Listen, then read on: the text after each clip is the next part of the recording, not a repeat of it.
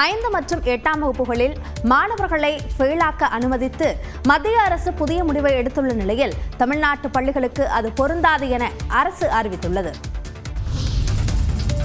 5 மற்றும் 8ஆம் வகுப்புகளில் கட்டாய தேர்ச்சி முறையை ரத்து செய்ய மத்திய அரசு முடிவு செய்துள்ளது. கல்வி உரிமை சட்டத்தில் ஏற்படுத்தப்பட்ட திருத்தத்தின் மூலம் மத்திய அரசின் கீழ் இயங்கும் பள்ளிகளில் 5 மற்றும் 8ஆம் வகுப்பு மாணவர்களுக்கு கட்டாய தேர்ச்சி முறை அறிமுகப்படுத்தப்பட்டது. கட்டாய தேர்ச்சி கொள்கையில் மீண்டும் மத்திய அரசு மாற்றம் கொண்டு வந்துள்ளது. அதில் 5 மற்றும் 8ஆம் வகுப்பு மாணவர்கள் ஆண்டின் இறுதித் தேர்வில் தோல்வியடைந்தால் அவர்களுக்கு 2 மாதத்துக்குள் மறுதேர்வு வாய்ப்பு வழங்கப்படும் என்று தெரிவிக்கப்பட்டுள்ளது. அதிலும் தோல்வியடையும் பட்சத்தில் மீண்டும் அதே வகுப்பிலேயே தொடர்வார்கள் எனவும், தேர்வில் தோல்வியடைந்த மாணவர்களுக்கு ஆசிரியர்கள் கூடுதல் வழிகாட்டுதலை வழங்குவார்கள் எனவும் தெரிவிக்கப்பட்டுள்ளது. இருப்பினும் தொடக்க கல்வியை முடிக்கும் முன்னர் எந்த மாணவர்களும் வெளியேற்றப்பட மாட்டார்கள் என்றும் மத்திய அரசு உறுதியளித்துள்ளது. இந்த புதிய விதியானது கேந்திரிய வித்யாலயா, நவோதயா வித்யாலயா மற்றும் சைனிக் பள்ளிகள் உட்பட 3000க்கும் மேற்பட்ட மத்திய அரசால் நடத்தப்படும் பள்ளிகளுக்கு பொருந்தும் என தெரிவிக்கப்பட்டுள்ளது. 5 மற்றும் 8ஆம் வகுப்புகளில் கட்டாய தேர்ச்சி முறையை ரத்து செய்ய மத்திய அரசு முடிவு செய்திருப்பதற்கு கல்வியாளர்கள் எதிர்ப்பு தெரிவித்துள்ளனர். இது தொடர்பாக நியூஸ் 18 தொலைக்காட்சிக்கு பேட்டியளித்த கல்வியாளர் பிரின்ஸ் கஜேந்திர பாபு, மாணவர்களின் கற்றல் திறனை அரசு வளர்த்தெடுக்க வேண்டுமே தவிர தேர்ச்சியை ரத்து செய்யக்கூடாது என வலியுறுத்தினார். பொது புத்தியில் என்ன சொல்றாங்க, ஆல் பாஸ்னா அப்புறம் இன்னும் ஒண்ணுமே படிக்க மாட்டேன்றாங்களேன்றாங்க. ஆல் பாஸே கிடையாதுயா. யார் ஆல் பாஸ்ன்னு யாரையா சொன்னது? அதுக்கு பேர் ஆல் பாஸே கிடையாது. Formative assessment, summative assessment, 2 assessment இருக்கு. ஒரு குழந்தை நேற்று வரை புத்தகத்தை தொடவே இல்லை, ஆனா இன்னைக்கு அந்த குழந்தை புத்தகத்தை தொடங்கி இருக்கு. இதுதான் ஃபார்மேட்டிவ் அசஸ்மெண்ட். மத்திய அரசின் இந்த முடிவால் இனிமேல் பள்ளிகளே கோச்சிங் சென்டர் போல் மாறும் அபாயம் இருப்பதாக கல்வியாளர் ஜெயபிரகாஷ் காந்தி தெரிவித்தார். ஸ்கூல் இனிமேல் கோச்சிங் சென்டர் மாதிரி தான் வாய்ப்பு இருக்கு. அடுத்தது ஸ்டூடெண்ட்ஸுக்கு பாத்தீங்கன்னா எந்த ஒரு அகாடமிக் ஆக்டிவிட்டியும் இருக்காது. இப்போவே நிறைய ஸ்கூல்ல பாத்தீங்கன்னா இந்த 10th ஸ்டாண்டர்ட் 12th ஸ்டாண்டர்ட் ஸ்டூடெண்ட்ஸுக்கு எந்த ஒரு ஆக்டிவிட்டியும் நடத்துறது இல்லை. அப்படி பாத்தீங்கன்னா இனிமேல் இந்த 5th 8th கொண்டு வந்தா கண்டிப்பா ஒரு மாணவனுடைய தனித்திறமை மேம்படுத்துறதுக்கான வாய்ப்புகள் கண்டிப்பா குறைஞ்சிரும் அப்படின்னு சொல்றோம். கல்வியை பொறுத்தவரையில் தமிழ்நாட்டை மத்திய அரசு பின்பற்ற வேண்டும் எனவும் ஜெயபிரகாஷ் காந்தி குறிப்பிட்டார். தமிழக பள்ளிகளின் தேர்ச்சி முறையில் எந்த மாற்றமும் கிடையாது என்று பள்ளிக்கல்வித்துறை அமைச்சர் அன்பில் மகேஷ் தெரிவித்துள்ளார். 5 மற்றும் 8ஆம் வகுப்புகளில் கட்டாய தேர்ச்சி முறையை ரத்து செய்ய மத்திய அரசு முடிவு செய்துள்ளது. மத்திய அரசின் இந்த முடிவு கேந்திரிய வித்யாலயா, நவோதயா வித்யாலயா மற்றும் சைனிக் பள்ளிகளுக்கு பொருந்தும் நிலையில் தமிழக பள்ளிக்கல்வித்துறை அமைச்சர் அன்பில் மகேஷ் இதுகுறித்து விளக்கம் அளித்துள்ளார். அதில் தடையின்றி 8ஆம் வகுப்பு வரை கல்வி பெறுவதில் ஒரு பெரிய தடைக்கல்லை மத்திய அரசு ஏற்படுத்தியிருப்பது வருத்தமளிப்பதாக குறிப்பிட்டுள்ளார். எனினும் தமிழ்நாட்டை பொறுத்தவரை மத்திய அரசின் இந்த நடவடிக்கைகள் தமிழ்நாட்டில் செயல்படும் மத்திய அரசு பள்ளிகளை தவிர பிற பள்ளிகளுக்கு பொருந்தாது என்று விளக்கமளித்துள்ளார். தமிழ்நாட்டை பொறுத்தவரை தற்போதுள்ள தேர்ச்சி முறையை தொடரும் எனவும், கல்வி கற்பதற்கு உகந்த சூழ்நிலையை ஏற்படுத்துவதுதான் திராவிட மாடல் அரசின் இலக்கு எனவும் அமைச்சர் அன்பில் மகேஷ் குறிப்பிட்டார். இந்தியாவில் உள்ள உயர்கல்வி நிறுவனங்களில் சேரும் அரசு பள்ளி மாணவர்களின் கல்விச் செலவை அரசே ஏற்கும் என தமிழ்நாடு அரசு அரசாணை வெளியிட்டுள்ளது. அரசு பள்ளிகளில் 6 முதல் 12ஆம் வகுப்பு வரை பயின்று நாட்டின் தலைசிறந்த உயர்கல்வி நிறுவனங்களில் சேரும் அனைத்து மாணவர்களின் கல்விச் செலவை அரசே ஏற்கும் என தமிழ்நாடு சட்டப்பேரவையில் கடந்த ஜூன் மாதம் அறிவிக்கப்பட்டது. அயல்நாட்டு உயர்கல்வி நிறுவனங்களில் கல்வி உதவித்தொகை பெற்று சேரும் அரசு பள்ளி மாணவர்களின் முதல் பயணத் தொகையை முழுமையாக அரசு ஏற்கும் என்றும் தெரிவிக்கப்பட்டிருந்தது. இந்த நிலையில் அரசு பள்ளி மாணவர்களின் கல்விச் செலவை அரசே ஏற்பது தொடர்பான அரசாணை வெளியிடப்பட்டுள்ளது. மேலும் ஆண்டுதோறும் ஒதுக்கப்படும் நிதியான 6 கோடி ரூபாய் ஒதுக்கப்பட்டிருப்பதாகவும் தெரிவிக்கப்பட்டுள்ளது. திராவிட மாடல் அரசின் முதலமைச்சர் நமது அரசு பள்ளி மாணவர்களின் கல்விக்காக மற்றுமொரு மகத்தான அரசாணையை வெளியிட்டிருப்பதாக கல்வித்துறை அமைச்சர் அன்பில் மகேஷ் தனது எக்ஸ் பக்கத்தில் பதிவிட்டுள்ளார். தமிழ்நாட்டு மாணவர்களை உலகம் போற்றும் அறிஞர்களாக உருவாக்க இந்தியாவிற்கே முன்மாதிரியான பல புதிய திட்டங்களை செயல்படுத்தி வரும் முதலமைச்சருக்கு மாணவர்கள், ஆசிரியர்கள் மற்றும் பெற்றோர்களின் சார்பாக நன்றிகளை தெரிவித்துக் கொள்வதாகவும் குறிப்பிட்டுள்ளார். சிறுபான்மை மக்களுக்கு துரோகம் செய்துவிட்டு வாக்கு அரசியலுக்காக அதிமுக நடிப்பதாக முதலமைச்சர் மு க ஸ்டாலின் குற்றம் சாட்டியுள்ளார். இந்த மேடையை பாருங்க, பேராயர்களோடு பேரூர் ஆதீனமும் கலந்துகிட்டு இருக்கிறார். இந்த விழாவை நடத்துவர் யாரு? நம்முடைய மாண்புமிகு இந்து சமய அறநிலையத்துறை அமைச்சர் சேகர்பாபு அவர்கள்.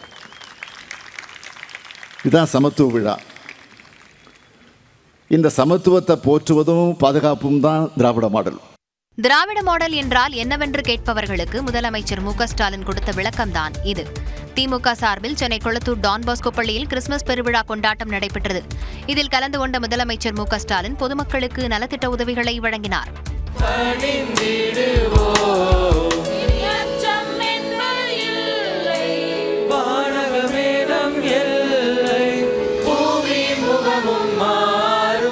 தொடர்ந்து உரையாற்றிய அவர், சிறுபான்மை மக்களுக்கு துரோகம் செய்துவிட்டு வாக்கு அரசியலுக்காக பலர் நடித்து வருவதாக அதிமுகவை சாடினார்.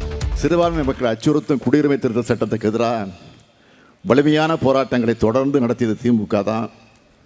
ஆனால் அந்த சட்டத்துக்கு ஆதரவாக பாராளுமன்றத்தில் ஆதரவளித்த கட்சி எதுன்னா அதிமுக. ஒரே நாடு ஒரே தேர்தல் என்று சொல்லி இறுதியில் ஒற்றை மதம், ஒற்றை மொழி, ஒரே தலைவர், ஒரே கட்சி என்று உருவாக்க பார்ப்பதாகவும் மத்திய அரசை முதலமைச்சர் ஸ்டாலின் விமர்சித்தார். கத்தோலிக்க பேராயர் பேரவை சார்பில் டெல்லியில் நடைபெற்ற கிறிஸ்துமஸ் விழாவில் பிரதமர் நரேந்திர மோடி கலந்து கொண்டார்.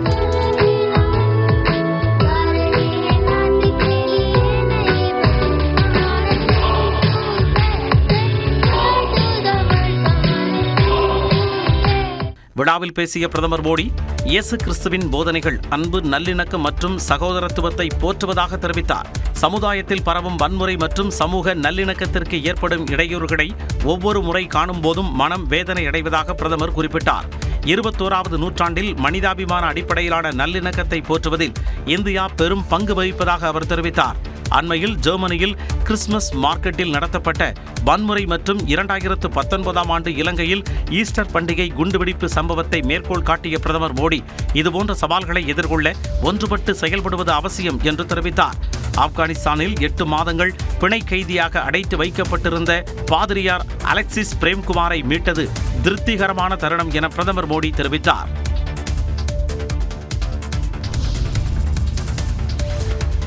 இந்திய ரயில்வே பணிக்கான குரூப் டி பிரிவில் 32,000த்திற்கு மேற்பட்ட காலி பணியிடங்களை நிரப்புவதற்கான அறிவிப்பு வெளியாகியுள்ளது.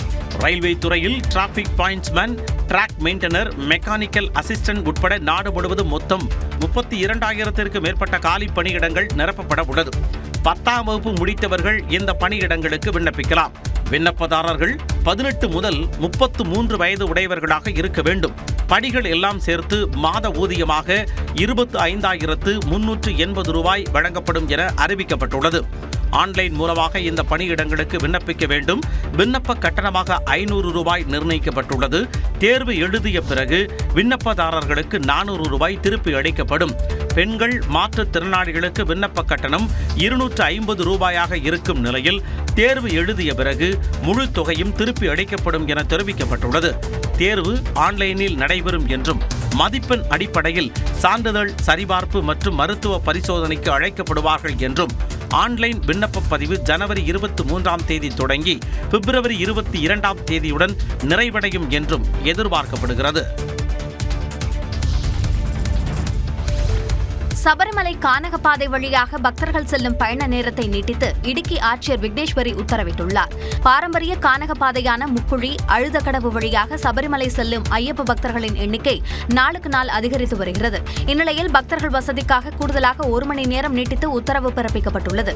அதன்படி அழுதக்கடவு நுழைவு நேரம் காலை 7 மணி முதல் மாலை 3:30 மணி வரையிலும், முக்குழியில் நுழையும் நேரம் காலை 7 மணி முதல் மாலை 4 மணி வரையிலும் இருக்கும் என்று அறிவிக்கப்பட்டுள்ளது. இதனிடையே சத்திரம், புல்மேடு வழியான வனப்பாதை நுழைவு நேரம் பழையபடியே காலை 7 மணி முதல் மதியம் 1 மணி வரை தொடரும் என்றும் அறிவிக்கப்பட்டுள்ளது. மருத்துவ படிப்பில் இடம் கிடைக்காத மாணவர்களுக்கு மேலும் ஒரு வாய்ப்பு வழங்கப்பட்டுள்ளது. நாடு முழுவதும் காலியாக உள்ள மருத்துவ இடங்களுக்கான சிறப்பு கலந்தாய்வு நடைமுறை தொடங்கி நடைபெற்று வருகிறது. நாடு முழுவதும் கலந்தாய்வு முடிந்த பிறகும் காலியாக உள்ள இளநிலை மருத்துவ படிப்புகளுக்கான இடங்களை நிரப்ப கோரி தொடரப்பட்ட வழக்கில் சிறப்பு கலந்தாய்வு நடத்த உச்சநீதிமன்றம் உத்தரவிட்டிருந்தது. அதன்படி நீட் 2024 தேர்வின் அடிப்படையில் அகில இந்திய ஒதுக்கீடு மற்றும் மாநில ஒதுக்கீட்டில் காலியாக உள்ள மருத்துவ படிப்புகளுக்கான இடங்களை பூர்த்தி செய்வதற்கான நடைமுறை தொடங்கியுள்ளது. MBBS, BDS மற்றும் BSc நர்சிங் படிப்புகளில் சேர ஏற்கனவே முன்பதிவு செய்தவர்கள் MC ugc.nic.in என்ற அதிகாரப்பூர்வ இணையதளத்தை அணுகி நீட் யூஜி தேர்வு ரோல் நம்பர், பாஸ்வேர்ட் மற்றும் செக்யூரிட்டி பின் எண்ணை பதிவிட்டு உள்ளே நுழையலாம். செவ்வாய்க்கிழமை காலை 11 மணி வரையில் சாய்ஸ் ஃபில்லிங் ஆப்ஷனை பயன்படுத்தி காலியிடங்கள் உள்ள கல்லூரிகளில் தங்களுக்கு விருப்பமான கல்லூரியை தேர்வு செய்யலாம். செவ்வாயன்றே தகுதியான மாணவர்களுக்கு மருத்துவ படிப்பிற்கான இடங்கள் ஒதுக்கீடு செய்யப்பட்டு அதிகாரப்பூர்வ அறிவிப்பும் வெளியாக உள்ளது. அதனைத் தொடர்ந்து ஒதுக்கப்பட்ட கல்லூரிகளில் டிசம்பர் 25ஆம் தேதி தொடங்கி டிசம்பர் 30ஆம் தேதி மாலை 5 மணிக்குள்ளாக மாணவர்கள் சேர வேண்டும் என மருத்துவ கவுன்சிலிங் கமிட்டி தெரிவித்துள்ளது. இரட்டை இலை சின்னம் தொடர்பாக தேர்தல் ஆணையத்தில் திங்கட்கிழமை விசாரணை நடைபெறவில்லை என அதிமுக எம்பி CV சண்முகம் தெரிவித்துள்ளார். அதிமுகவில் உட்கட்சி விவகாரம் தொடர்பான மூல வழக்கு முடிவடையும் வரை இரட்டை இலை சின்னத்தை முடக்க கோரி திண்டுக்கல்லைச் சேர்ந்த சூரியமூர்த்தி என்பவர் தேர்தல் ஆணையத்தில் மனு தாக்கல் செய்திருந்தார். இதனையடுத்து விசாரணைக்கு ஆஜராகுமாறு அனைத்து தரப்பினருக்கும் தேர்தல் ஆணையம் நோட்டீஸ் அனுப்பியிருந்தது. இந்த நிலையில் அதிமுக மற்றும் கட்சியின் பொதுச் செயலாளர் எடப்பாடி பழனிசாமி தரப்பில் முன்னாள் அமைச்சரும் மாநிலங்களவை உறுப்பினருமான CV சண்முகம் ஆஜரானார். தேர்தல் ஆணையத்திலே எந்த விசாரணையும் நடைபெறவில்லை. சூரியமூர்த்தி கொடுத்த மனுவின் மீது விசாரணைக்கு வந்தபோது தேர்தல் ஆணையத்திலே சூரியமூர்த்தி எனக்கு எதிர்த்தரப்பு தாக்கல் செய்த பதில் மனு உடைய நகல் எனக்கு வேண்டும் என்று சொல்லப்பட்டிருக்கிறது. அதற்கு கால அவகாசம் கேட்டிருக்கின்றார். சூரியமூர்த்தி என்பவர் அதிமுக உறுப்பினர் இல்லை என்பதால் அவரது மனுவை தள்ளுபடி செய்ய வேண்டும் என்று கேட்டுக்கொண்டதாகவும் CV சண்முகம் தெரிவித்தார். 2021 சட்டமன்ற தேர்தலில் இரட்டை இலை சின்னத்தை எடுத்து போட்டியிட்டவர் எம்ஜிஆர் மக்கள் கட்சி என்ற கட்சியில் சார்பாக போட்டியிட்ட ஒரு நபர் அனைத்து இந்திய அண்ணா திராவிட முன்னேற்ற கழகத்தினுடைய உட்கட்சி விஷயங்களை பற்றி கேள்வி கேட்பதற்கு என்ன தகுதி இருக்கிறது? டிசம்பர் 30ஆம் தேதிக்குள் அனைத்து தரப்பும் எழுத்துப்பூர்வமாக விளக்கம் அளிக்கவும் ஆட்சேபனைகளை ஜனவரி 13இல் சமர்ப்பிக்கவும் ஆணையம் உத்தரவிட்டதாக CV சண்முகம் குறிப்பிட்டார். இரட்டை இலை சின்னம் தொடர்பாக OPS தரப்பில் வழக்கறிஞர் ராஜலட்சுமி தேர்தல் ஆணையத்தில் ஆஜராகி விளக்கம் அளித்தார். தொடர்ந்து செய்தியாளர்களை சந்தித்த அவர், இரட்டை இலை சின்னத்தை முடக்க கோரிய வழக்கில் எழுத்துப்பூர்வ விளக்கம் அளிக்க சூரியமூர்த்தி 3 வார காலம் அவகாசம் கோரிய நிலையில் அதற்கு தேர்தல் ஆணையம் அனுமதி அளித்ததாக தெரிவித்தார். ஓ பன்னீர்செல்வம் அவர்கள் அடிப்படை உறுப்பினர்களாக தேர்ந்தெடுக்கப்பட்ட ஒருங்கிணைப்பாளர் அப்படிங்கிற முறையில் அவர் தான் கட்சியை வழி நடத்திக்கிட்டு இருக்காருன்ட்டும் அவருக்கு தான் இரட்டலை சின்னத்தை ஒதுக்கணும் அப்படிங்கறதையும் கேட்டிருக்கோம். இந்நிலையில் மற்ற மனுதாரர்களான முன்னாள் நாடாளுமன்ற உறுப்பினர் KC பழனிசாமி உள்ளிட்டோர் இன்று தேர்தல் ஆணையத்தில் ஆஜராகி விளக்கம் அளிக்க உள்ளனர். விதிமீறி கட்டடங்கள் கட்டியுள்ள பள்ளிகள், தேவாலயங்கள், மசூதிகள் மற்றும் கோவில்கள் மீது இரக்கம் காட்ட முடியாது என சென்னை உயர்நீதிமன்றம் திட்டவட்டமாக தெரிவித்துள்ளது. சென்னை கொளத்தூரில் செயல்பட்டு வரும் தனியார் பள்ளி தரைத்தளம் மற்றும் முதல் தளத்திற்கு மட்டும் அனுமதி பெற்ற நிலையில் அனுமதி இல்லாமல் தரைத்தளம் மற்றும் 3 தளங்களை கட்டியுள்ளது. இந்த விதிமீறல் தொடர்பாக பள்ளிக்கு எதிராக நடவடிக்கை எடுக்க எதிர்ப்பு தெரிவித்து பள்ளி நிர்வாகம் சென்னை உயர்நீதிமன்றத்தில் வழக்கு தொடர்ந்தது. இந்த வழக்கு நீதிபதிகள் R. சுப்பிரமணியன் மற்றும் C. குமரப்பன் அமர்வில் விசாரணைக்கு வந்தபோது பள்ளி நிர்வாகம் தரப்பில் பள்ளியில் 1500 மாணவர்கள் படித்து வருவதால் கருணை காட்ட வேண்டும் எனவும் சென்னை தியாகராய நகரில் ஏராளமான விதிமீறல் கட்டடங்கள் உள்ளதாகவும் வாதிடப்பட்டது. தியாகராய நகரில் உள்ள விதிமீறல் கட்டடங்கள் மீது எந்த நடவடிக்கையும் எடுக்காதது அரசின் செயலற்ற தன்மையை காட்டுகிறது என கண்டனம் தெரிவித்த நீதிபதிகள் பள்ளிகள், தேவாலயங்கள், மசூதிகள், கோவில்கள் விதிமீறல் செய்தால் அது விதிமீறல்தான் எனவும் இவற்றுக்கு இரக்கம் காட்ட முடியாது என்று கூறி வழக்கை தள்ளுபடி செய்தனர். அதே சமயம் கல்வியாண்டு முடிவடையும் அடுத்த ஆண்டு ஏப்ரல் வரை பள்ளி மீது நடவடிக்கை எடுக்கக்கூடாது என மாநகராட்சிக்கு உத்தரவிட்ட நீதிபதிகள் இந்த அளவுக்கு மட்டுமே இரக்கம் காட்ட முடியும் என்றும் தெரிவித்துள்ளனர். நெல்லை மாவட்டத்தில் கொட்டப்பட்ட மருத்துவ கழிவுகள் அனைத்தும் 2 நாட்களில் முழுமையாக அகற்றப்பட்டு 30 லாரிகளில் கேரளாவுக்கே திருப்பி அனுப்பப்பட்டுள்ளன.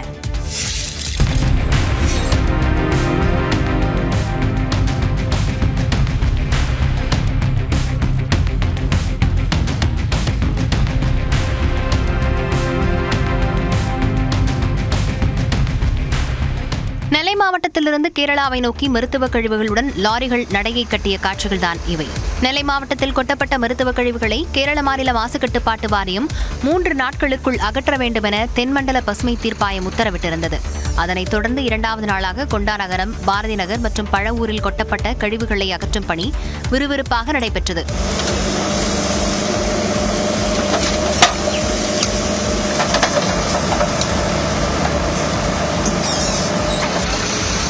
இரவு இரவு 7 மணி அளவில் மருத்துவ கழிவுகள் அள்ளும் பணிகள் முழுமையாக நிறைவடைந்ததை அடுத்து லாரிகள் மூலம் கழிவுகள் கேரளாவுக்கு அனுப்பி வைக்கப்பட்டன.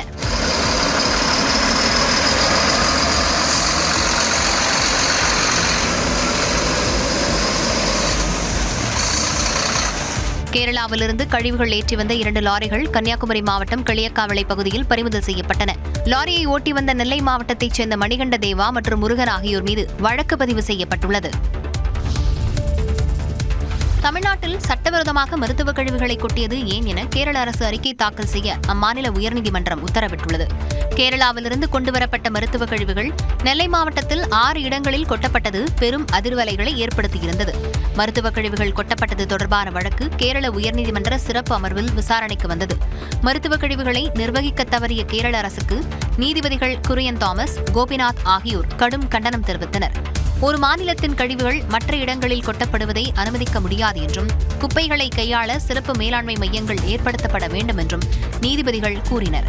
இந்த விவகாரம் தொடர்பாக ஜனவரி 10ஆம் தேதிக்குள் விரிவான அறிக்கை தாக்கல் செய்ய கேரள உள்ளாட்சித்துறை செயலாளருக்கு உயர்நீதிமன்றம் உத்தரவிட்டுள்ளது. புஷ்பா 2 விவகாரத்தில் இன்று காவல் நிலையத்தில் விசாரணைக்கு மீண்டும் ஆஜராக நடிகர் அல்லு அர்ஜுனுக்கு சிக்கடப்பள்ளி போலீசார் நோட்டீஸ் அனுப்பியுள்ளனர். நடிகர் அல்லு அர்ஜுன் வீடு மீது தாக்குதல் நடத்தப்பட்டதன் பின்னணியில் முதலமைச்சர் ரேவந்த் ரெட்டி இருக்கலாம் என்ற தகவலால் பரபரப்பு ஏற்பட்டுள்ளது. ஐதராபாத்தில் உள்ள ஒரு திரையரங்கில் கடந்த 4ஆம் தேதி திரையிடப்பட்ட புஷ்பா 2 திரைப்படத்தை பார்க்க அல்லு அர்ஜுன் வந்தபோது ஏற்பட்ட கூட்ட நெரிசலில் சிக்கி பெண்மணி ஒருவர் உயிரிழந்தார். இதற்கு நீதி கேட்டு உஸ்மானியா பல்கலைக்கழக மாணவர் அமைப்பினர் ஞாயிற்றுக்கிழமை அல்லு அர்ஜுன் வீட்டை முற்றுகையிட்டு போராட்டத்தில் ஈடுபட்டனர். அப்போது அவரது வீட்டில் இருந்த பூந்தொட்டிகளை சேதப்படுத்தியதோடு கற்களை வீசி தாக்குதல் நடத்தினர்.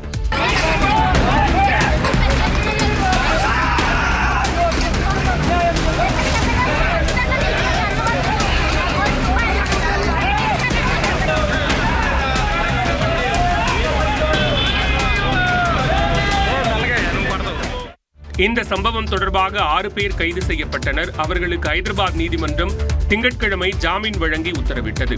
இந்நிலையில் அல்லு அர்ஜுன் வீட்டில் தாக்குதல் நடத்திய வழக்கில் கைதானவர்களில் ஸ்ரீனிவாஸ் ரெட்டி, பிரேம்குமார், பிரவீன்குமார், நாகராஜ் ஆகியோர் முதலமைச்சர் ரேவந்த் ரெட்டியுடன் இருப்பது போன்ற புகைப்படங்கள் வெளியாகி பரபரப்பை ஏற்படுத்தியுள்ளது.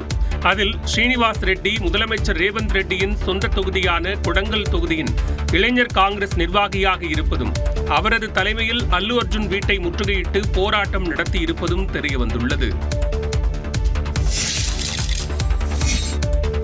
புஷ்பா 2 திரைப்படம் வெளியிடப்பட்ட நாளில் கூட்ட நெரிசலில் பெண் உயிரிழந்த விவகாரத்தில் விசாரணைக்காக இன்று ஆஜராக நடிகர் அல்லு அர்ஜுனுக்கு காவல்துறையினர் மீண்டும் சம்மன் அனுப்பியுள்ளனர். புஷ்பா 2 திரைப்படம் வெளியான நாளில் ஐதராபாத்தில் உள்ள சந்தியா திரையரங்குக்கு நடிகர் அல்லு அர்ஜுன் வந்தபோது கூட்ட நெரிசல் ஏற்பட்டது.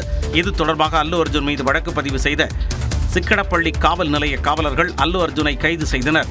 நீதிமன்ற காவலில் சிறையில் அடைக்கப்பட்ட அவர் பிணையில் வெளியே வந்தார். இந்த நிலையில் விசாரணைக்காக காவல் நிலையத்தில் இன்று காலை 11 மணிக்கு ஆஜராக சிக்கடப்பள்ளி காவலர்கள் மீண்டும் சம்மன் அனுப்பியுள்ளனர். இதனிடையே கூட்ட நெரிசலில் உயிரிழந்தவரின் குடும்பத்தினருக்கு 50 லட்சம் ரூபாயை திரைப்பட தயாரிப்பாளர் வழங்கியுள்ளார். குடும்பத்தினருக்கு 20 கோடி ரூபாயை அல்லு அர்ஜுன் வழங்க வேண்டும் என்று திரைத்துறை அமைச்சர் கோரிக்கை விடுத்த நிலையில் 50 லட்சம் ரூபாய்க்கான காசோலையை குடும்பத்தினரிடம் தயாரிப்பாளர் வழங்கினார்.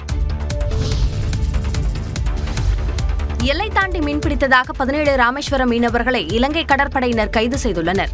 தமிழ்நாட்டிலிருந்து வங்கக்கடலில் மீன்பிடிக்கச் செல்லும் மீனவர்களை இலங்கை கடற்படையினர் கைது செய்து வருவது தொடர்கதையாகவே உள்ளது.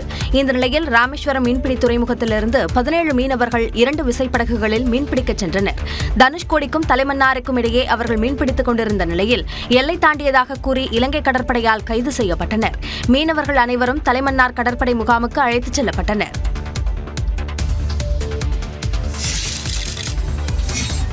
கிறிஸ்துமஸ் பண்டிகையை ஒட்டி மின்னொளியில் தேவாலயங்கள் ஜொலிக்கின்றன. கிறிஸ்துமஸ் பண்டிகை உலகம் முழுவதும் நாளை கொண்டாடப்படுகிறது. இதற்கான ஏற்பாடுகள் தேவாலயங்களில் கடைகட்டியுள்ளன. உலக புகழ்பெற்ற வேளாங்கண்ணி புனித ஆரோக்கிய அன்னை திருத்தல பேராலயத்தில் கிறிஸ்துமஸ் பண்டிகையை முன்னிட்டு பல்லாயிரக்கணக்கான மின்விளக்குகளால் அலங்கரிக்கப்பட்டுள்ளது.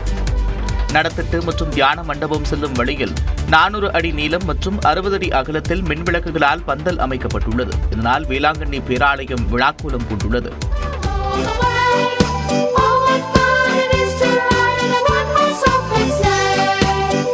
இதனிடையே மதுரை கீழவாசல் பகுதியில் அமைந்துள்ள பழம்பெரும் தூய மரியன்னை தேவாலயம் வண்ண விளக்குகளால் அலங்கரிக்கப்பட்டு ஜொலித்து வருகிறது. இன்று இரவு 10 மணி அளவுக்கு கிறிஸ்துமஸ் பிரார்த்தனை தொடங்க உள்ளது. இதில் ஏராளமான கிறிஸ்தவர்கள் பங்கேற்க உள்ளனர். கூட்டணிக்கு நெருக்கடி கொடுக்கும் வகையில் 25 இடங்களை கேட்கவில்லை என்று விடுதலை சிறுத்தைகள் கட்சியின் துணை பொதுச் செயலாளர் வன்னியரசு தெரிவித்துள்ளார். 2026ஆம் ஆண்டு சட்டப்பேரவை தேர்தல் தொடர்பாக நியூஸ் 18க்கு பிரத்யேக பேட்டியளித்த அவர் இதனை தெரிவித்தார். எங்களுடைய தொண்டர்களுடைய மனநிலை இது தலைவருக்கு நாங்கள் நெருக்கடி கொடுக்கறதுக்கோ அதுக்கு நாங்கள் சொல்லலை, இல்லை அந்த கூட்டணிக்குள்ளே நெருக்கடி கொடுக்கறதுக்காக நாங்கள் சொல்லலை. ஒரு கடைநிலை தொண்டர்களுடைய மனநிலை என்னவா இருக்குது அப்படிங்கிறது அதில் நான் அந்த கருத்தை சொல்கிறேன் ஒழிய கடைசியில் தலைவர் உயர்நிலை குழுவில் பேசி தொகுதி பங்கீடு தொடர்பில் பேசி அதை முடிவெடுக்க போகிறாங்க. அதை நாங்கள் சொல்ல போகிறோம். இந்நிலையில் காட்டுமன்னார் கோவிலில் செய்தியாளர்களிடம் பேசிய விடுதலை சிறுத்தைகள் கட்சியின் தலைவர் திருமாவளவன் இத்தனை தொகுதிகள் வேண்டும் என்று நிபந்தனை விதிக்க மாட்டோம் என்றார். முன்கூட்டியே இவ்வளவுதான் எங்களுக்கு வேண்டும் என்றெல்லாம் ஒரு வரம்பாக அதை ஒரு நிபந்தனையாக நாங்கள் முன்வைக்க வாய்ப்பில்லை. அப்படி எப்போதும் வைத்ததும் இல்லை. கூடுதலான இடங்களில் போட்டியிட வேண்டும் என்பது இயல்பான ஒன்றுதான் என்றாலும் கூட்டணியில் உள்ள பல கட்சிகளை அனுசரித்து செல்வோம் என்றும் திருமாவளவன் கூறினார். தமிழ்நாட்டில் இந்த வாரம் மிதமான மழையே பெய்யும் என வானிலை ஆய்வு மையம் தெரிவித்துள்ளது. தமிழ்நாட்டில் அடுத்த 7 நாட்களுக்கு கனமழைக்கு வாய்ப்பு இல்லை என வானிலை ஆய்வு மையம் அறிவித்துள்ளது. மத்திய மேற்கு வங்கக்கடல் பகுதிகளில் நிலவிய ஆழ்ந்த காற்றழுத்த தாழ்வு பகுதி மேற்கு தென்மேற்கு திசையில் நகர்ந்து தெற்கு ஆந்திர வட தமிழக கடலோர பகுதிகளில் நிலவுவதாக வானிலை ஆய்வு மையம் கூறியுள்ளது. இது மேற்கு தென்மேற்கு திசையில் நகர்ந்து செவ்வாய்க்கிழமை வட தமிழகம் மற்றும் தெற்கு ஆந்திர கடலோர பகுதிகளுக்கு அருகில் நிலவக்கூடும் என்று கணிக்கப்பட்டுள்ளது. இதன் காரணமாக தமிழ்நாட்டில் ஓரிரு இடங்களிலும் புதுவை மற்றும் காரைக்காலில் மிதமான மழை பெய்ய வாய்ப்பு உள்ளது. வட கடலோர தமிழகத்தில் ஒரு சில இடங்களிலும் இதர தமிழகத்தில் ஓரிரு இடங்களிலும் புதுவை மற்றும் காரைக்காலிலும் செவ்வாய்க்கிழமை இடி மின்னலுடன் மிதமான மழை பெய்யலாம் என்று கணிக்கப்பட்டுள்ளது. புதன்கிழமை வட தமிழகம் தென் தமிழகம் புதுவை மற்றும் காரைக்காலில் இடி மின்னலுடன் மிதமான மழை பெய்ய வாய்ப்பு உள்ளது. மேலும் தமிழகம் புதுவையில் வரும் 29ஆம் தேதி வரை மிதமான மழை பெய்யலாம் என்றும் வானிலை ஆய்வு மையம் தெரிவித்துள்ளது. சென்னை மற்றும் புறநகர் பகுதிகளில் லேசான மழை பெய்யலாம் என்றும் வானிலை ஆய்வு மையம் கூறியுள்ளது. கோவை மாவட்டம் பொள்ளாச்சி அருகே சாலையில் ராட்சத மரம் முறிந்து விழுந்ததில் வடமாநில தொழிலாளர்கள் 2 பேர் சம்பவ இடத்திலேயே உயிரிழந்தனர். பொள்ளாச்சியை அடுத்துள்ள கிணத்துக்கடவு சொலபம்பாளையம் பகுதியில் உள்ள தனியார் நிறுவனத்தில் வடமாநிலத்தைச் சேர்ந்த ஜிதேஷ்குமார் உமேஷ்குமார் ஆகியோர் பணியாற்றி வந்தனர். வேலை முடிந்து இருவரும் இருசக்கர வாகனத்தில் தாங்கள் தங்கியிருந்த அறைக்கு திரும்பினர். அப்போது திடீரென சாலையோரம் இருந்த ராட்சத மரம் முறிந்து விழுந்தது. இதில் சிக்கிக்கொண்ட இருவரும் படுகாயமடைந்து சம்பவ இடத்திலேயே உயிரிழந்தனர். இதேபோல இந்த சம்பவத்தில் படுகாயமடைந்த கல்லாபுரம் பகுதியைச் சேர்ந்த முருகேசன் என்பவரை காவல்துறையினர் மீட்டு பொள்ளாச்சி அரசு மருத்துவமனைக்கு அனுப்பி வைத்தனர். உயிரிழந்த 2 பேரின் உடல்களையும் காவல்துறையினர் மீட்டு உடற்கூறு ஆய்விற்காக அரசு மருத்துவமனைக்கு அனுப்பி வைத்தனர். இமாச்சலில் கடும் பனிப்பொழிவால் போக்குவரத்து முடங்கியது. ஹிமாச்சல பிரதேசத்தில் கடும் பனிப்பொழிவு ஏற்பட்ட நிலையில் போக்குவரத்து நெரிசலில் சிக்கி தவித்த சுற்றுலா பயணிகள் 700 பேர் பத்திரமாக மீட்கப்பட்டனர். வடமாநிலங்களில் கடந்த சில நாட்களாக கடும் பனிப்பொழிவு நிலவி வருகிறது. ஹிமாச்சல பிரதேச மாநிலத்தில் கடும் பனி நிலவுகிறது. இதனால் சோலங் மற்றும் அடல் சுரங்க பாதைக்கு இடையேயான சாலையில் 1000 வாகனங்கள் போக்குவரத்து நெரிசலில் சிக்கிக் கொண்டன. போக்குவரத்தை சீர் செய்யும் பணியில் காவல்துறையினர் ஈடுபட்டனர். இவர்களில் 700 சுற்றுலா பயணிகள் பத்திரமாக மீட்கப்பட்டனர். இதனிடையே ஜம்மு காஷ்மீரின் சோனாமார்க் பகுதியிலும் கடும் பனிப்பொழிவு நிலவியது. இதனால் பொதுமக்கள் கடும் அவதிக்கு உள்ளாகினர். மாற்று திரைப்படங்களை இயக்கி புகழ்பெற்ற இயக்குனர் ஷியாம் பெனகல் உடல்நலக்குலைவால் காலமானார். புகழ்பெற்ற இந்தி திரைப்பட இயக்குனர் ஷியாம் பெனகல் காலமானார். கடந்த 14ஆம் தேதி தனது 90வது பிறந்த நாளை கொண்டாடிய ஷியாம் பெனகல் சிறுநீரக பாதிப்பின் காரணமாக மும்பையில் உள்ள மருத்துவமனையில் சிகிச்சை பெற்று வந்தார். இந்நிலையில் சிகிச்சை பலனின்றி அவர் உயிரிழந்ததாக தெரிவிக்கப்பட்டுள்ளது. இயக்குனர், திரைக்கதை, எழுத்தாளர் என பன்முக திறமை கொண்ட Shyam Benegal a silent of the streets, Jawaharlal Nehru, Satyajit Ray உள்ளிட்ட பல்வேறு படங்களை இயக்கியுள்ளார். வங்கதேசத்தின் முதல் அதிபர் முஜிபுர் ரஹ்மானின் வாழ்க்கையை Mujib the making of a nation என்ற பெயரில் கடந்த 2023ஆம் ஆண்டு படமாக எடுத்தார். பெரிய அளவில் இந்த படம் பேசப்பட்டு கவனத்தை ஈர்த்தது. தனது திரைப்படத்தில் பெண்களுக்கு அதிக முக்கியத்துவம் கொடுக்கும் ஷியாம் பெனகல் அங்குர் திரைப்படம் மூலம் உலக ரசிகர்களை தன் பக்கம் இழுத்தார். தொடர்ந்து நிஷாந்த், மந்தன், பூமிகா, மண்டி உள்ளிட்ட படங்கள் ஷியாம் பெனகலுக்கு வெற்றி படங்களாக அமைந்தன. மேலும் 100க்கும் மேற்பட்ட விளம்பர படங்களை ஷியாம் பெனகல் இயக்கியிருக்கிறார். கலைத்துறையில் இவரது சேவையை பாராட்டி மத்திய அரசு பத்மஸ்ரீ, பத்மபூஷன், தாதா சாஹேப் பால்கே உள்ளிட்ட விருதுகளை வழங்கி கௌரவித்துள்ளது. ஷியாம் பெனகல் மறைவுக்கு குடியரசுத் தலைவர் திரௌபதி முர்மு, பிரதமர் நரேந்திர மோடி உள்ளிட்ட தலைவர்களும் சினிமா பிரபலங்களும் இரங்கல் தெரிவித்துள்ளனர். இந்தியாவில் தஞ்சமடைந்துள்ள வங்கதேச முன்னாள் பிரதமர் ஷேக் ஹசீனாவை நாடு கடத்த கோரி இந்திய வெளியுறவுத்துறையை அந்நாட்டு அரசு கேட்டுக் கொண்டுள்ளது. இதுகுறித்து பதிலளிக்க வெளியுறவுத்துறை அமைச்சகம் மறுத்துள்ளது. வங்கதேசத்தில் அவாமி லீக் தலைவர் ஷேக் ஹசீனா தலைமையிலான அரசுக்கு எதிராக கடந்த ஆகஸ்ட் மாதத்தில் மக்கள் போராட்டத்தில் ஈடுபட்டனர். இதனைத் தொடர்ந்து பிரதமர் பதவியில் இருந்து விலகிய ஷேக் ஹசீனா ஆகஸ்ட் 5ஆம் தேதி இந்தியாவில் தஞ்சமடைந்தார். இதன் பிறகு நோபல் பரிசு பெற்ற முகமது யூனுஸ் தலைமையிலான இடைக்கால அரசு அமைந்துள்ளது. டாக்காவில் உள்ள சர்வதேச குற்றவியல் நீதிமன்றம் ஷேக் ஹசீனா மற்றும் அவரது அமைச்சரவையில் இடம்பெற்றிருந்தவர்கள் மீது கைது வாரண்டுகளை பிறப்பித்துள்ளது. இதையடுத்து ஷேக் ஹசீனாவை நாடு கடத்துமாறு இந்திய வெளியுறவு அமைச்சகத்திடம் வங்கதேச அரசு கேட்டுக் கொண்டுள்ளது. இந்நிலையில் டெல்லியில் செய்தியாளர்களிடம் பேசிய வெளியுறவு அமைச்சக செய்தி தொடர்பாளர் ரந்தீர் ஜெய்ஸ்வால் ஷேக் ஹசீனாவை நாடு கடத்துமாறு வங்கதேச தூதரகத்திடமிருந்து கோரிக்கை வந்துள்ளதாக தெரிவித்தார். இதுகுறித்து தற்போதைய நிலையில் கருத்து தெரிவிக்க விரும்பவில்லை என்று ரந்தீர் ஜெய்ஸ்வால் தெரிவித்தார். இந்திய அணியில் இளம் வீரர் தனுஷ் இடம் பிடித்துள்ளார். ஆஸ்திரேலிய அணிக்கு எதிரான 4வது டெஸ்ட் போட்டியில் மகாராஷ்டிரா வீரர் தனுஷ் கோட்டியன் முதல் முறையாக இந்திய அணியில் இடம் பிடித்துள்ளார். இந்தியா ஆஸ்திரேலியா அணிகளுக்கு இடையிலான பாக்ஸிங் டே டெஸ்ட் எனப்படும் 4வது டெஸ்ட் கிரிக்கெட் போட்டி மெல்பர்னில் நாளை மறுதினம் தொடங்குகிறது. 4வது டெஸ்ட் போட்டிக்கான இந்திய அணி அறிவிக்கப்பட்டுள்ள நிலையில் முதல் முறையாக மும்பையைச் சேர்ந்த சுழற்பந்து வீச்சாளரான தனுஷ் கோட்டியான் அணியில் இடம் பிடித்துள்ளார். முதல் தர கிரிக்கெட்டில் சிறப்பாக விளையாடி வரும் தனுஷ் கோட்டியான் கடந்த நவம்பர் மாதம் நடைபெற்ற ஆஸ்திரேலிய ஏ அணிக்கு எதிரான அதிகாரப்பூர்வமற்ற 2 டெஸ்ட் போட்டிகளில் சிறப்பான ஆட்டத்தை வெளிப்படுத்தி இருந்தார். அண்மையில் தமிழக வீரர் ரவிச்சந்திரன் அஸ்வின் ஓய்வு பெற்ற நிலையில் அவரது இடத்திற்கு தனுஷ் கோட்டியான் தேர்வு செய்யப்பட்டுள்ளார். யுவேந்திர சாகல், அக்சர் பட்டேல், குல்தீப் யாதவ் உள்ளிட்டோர் சிறப்பாக பந்து வீசினாலும் தனுஷ் கோட்டியானின் பேட்டிங் திறனுக்காக அணியில் இடமளிக்கப்பட்டதாக சொல்லப்படுகிறது. முதல் தர கிரிக்கெட் போட்டியில் 100 விக்கெட்டுகளுக்கு மேல் கைப்பற்றி தனுஷ் கோட்டியான் சாதனை படைத்துள்ளார். 2023-24 ரஞ்சி கோப்பை தொடரில் மும்பை அணியில் விளையாடிய தனுஷ் கோட்டியான் தொடர் நாயகன் விருது வென்றது குறிப்பிடத்தக்கது. ஈரடியம் என நம்பி செம்பு பாத்திரத்தை 9.5 லட்சம் ரூபாய்க்கு வாங்கியவர்கள் காவல் நிலையத்தில் புகார் அளித்துள்ளனர். தேனி மாவட்டம் ஆண்டிப்பட்டியில் சதுரங்க வேட்டை படபாணியில் செம்பு பாத்திரத்தை இரிடியம் என கூறி 9.5 லட்சம் ரூபாயை பறித்தவர்களை போலீசார் தேடி வருகின்றனர். ஆண்டிப்பட்டியில் வாகன தணிக்கையில் ஈடுபட்ட போலீசார் சந்தேகத்திற்கிடமாக இருந்த 2வரை பிடித்து விசாரித்தனர். அதில் பிடிபட்ட கன்னியாகுமரி மாவட்டம் தக்கலையைச் சேர்ந்த ஜஸ்டின் மற்றும் அருண்குமார் தங்களிடம் குமார் என்பவர் அறிமுகமாகி இரிடியம் இருப்பதாகவும் அதை வாங்கி வெடிச்சந்தையில் விற்றால் கோடிக்கணக்கில் வருவாய் ஈட்டலாம் என்றும் ஆசை வார்த்தை கூறியதாக தெரிவித்துள்ளனர். அதற்கேற்றாற்போல் ராஜேஷ் என்பவர் ஜஸ்டினை தொடர்பு கொண்டு இரிடியம் குறித்து விசாரித்த நிலையில் இதை உண்மை என நம்பிய ஜஸ்டின் மற்றும் அருண்குமார் தனியார் விடுதியில் வைத்து குமாரிடம் 9.5 லட்சம் ரூபாய் பணத்தை கொடுத்து செம்பு பாத்திரத்தை வாங்கியுள்ளனர். போலீசாரிடம் வசமாக சிக்கிய நிலையில் செம்பு பாத்திரம் குறித்த உண்மை தெரிய வந்துள்ளது. இது தொடர்பாக ஜஸ்டின் மற்றும் அருண்குமார் அளித்த புகாரில் வழக்கு பதிவு செய்து தலைமறைவான குமார் மற்றும் ராஜேஷ் ஆகியோரை போலீசார் தேடி வருகின்றனர். விழுப்புரம் மாவட்டம் மரக்காணத்தில் பக்கிங்காம் கால்வாயில் சகோதரர்கள் 3 பேர் நீரில் மூழ்கி இருந்தனர். மரக்காணத்தை சேர்ந்த கணேசன் என்ற நபரின் மகன்களான லோகேஷ், இரட்டையர்களான விக்ரம், சூர்யா ஆகிய மூவரும் மரக்காணம் திண்டிவனம் சாலையில் உள்ள மேம்பாலம் பகுதி பக்கிங்காம் கால்வாயில் மீன்பிடித்துக் கொண்டிருந்தனர். அப்போது அண்ணன் லோகேஷ் தண்ணீரில் அடித்து செல்லப்பட்டதை கண்ட இரட்டை சகோதரர்கள் அவரை காப்பாற்ற கால்வாயில் குதித்தனர். அதிகப்படியான தண்ணீர் சென்றதால் மூவரும் அடித்து செல்லப்பட்டனர்.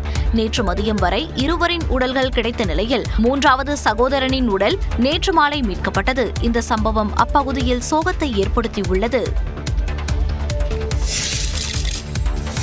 அனைத்து நீதிமன்றங்களிலும் துப்பாக்கி ஏந்திய காவலர்களை பணியமர்த்த வேண்டும் என்று டிஜிபி உத்தரவிட்டதை அடுத்து நெல்லை, மயிலாடுதுறை, ராணிப்பேட்டை மாவட்ட நீதிமன்றங்களில் துப்பாக்கி ஏந்திய காவலர்கள் பணியமர்த்தப்பட்டுள்ளனர்.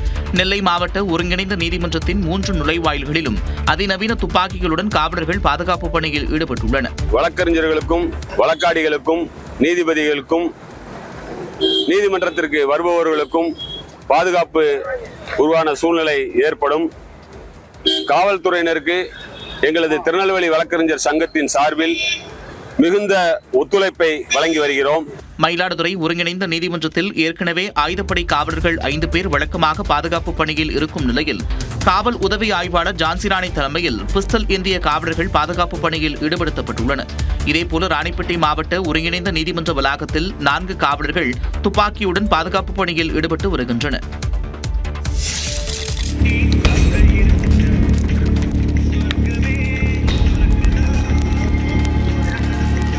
கரூர் மாவட்டம் தரங்கம்பட்டியில் கனமழையால் சமத்துவ சுடுகாட்டில் தண்ணீர் தேங்கிய நிலையில் நீருக்கு மத்தியில் உடலை தகனம் செய்யும் நிலை ஏற்பட்டுள்ளது. தரங்கம்பட்டியில் சமத்துவ மயானத்தில் உள்ள தகன மேடையில் யாரும் உடலை வைத்து எரிப்பதில்லை என கூறப்படுகிறது. மயானத்தை சுற்றியுள்ள இடங்களை பிரித்து ஒவ்வொரு பிரிவினரும் இறந்தவர்களின் உடலை எரித்து தகனம் செய்து வருகின்றனர். இந்நிலையில் கடந்த சில நாட்களாக அப்பகுதியில் பெய்த கனமழையின் காரணமாக சமத்துவ மயானத்திற்கு வரும் பாதை சேரும் சகதியுமாக மாறியுள்ளது. மேலும் மயானத்தில் மழைநீர் தேங்கி உள்ளதால் உடலை தகனம் செய்ய மக்கள் சிரமத்திற்கு உள்ளாகி வருகின்றனர். 80 வயது முதியவர் ஒருவர் நேற்று மாலை உயிரிழந்த நிலையில் அவரது உடலை மயானத்தில் தேங்கியிருந்த மழைநீருக்கு நடுவே கட்டைகளை அடுக்கி வைத்து எரியூட்டி தகனம் செய்தனர். ஒரு வாரத்தில் மட்டும் 4 பேரை இவ்வாறு தகனம் செய்துள்ளதாக பொதுமக்கள் தெரிவித்துள்ளனர்.